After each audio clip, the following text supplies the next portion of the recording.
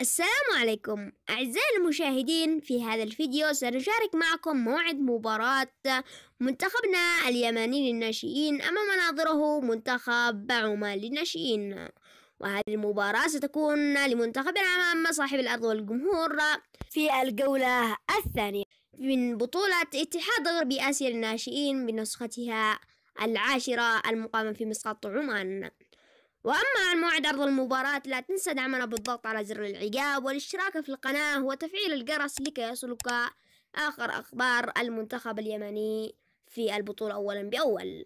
ستلعب المباراة في تاريخ 2023 شهر ديسمبر المقبل في تاريخ 13 يوم الأربعاء في تمام الساعة 7 مساء بتوقيت اليمن والساعة 6 مساء بتوقيت عمان.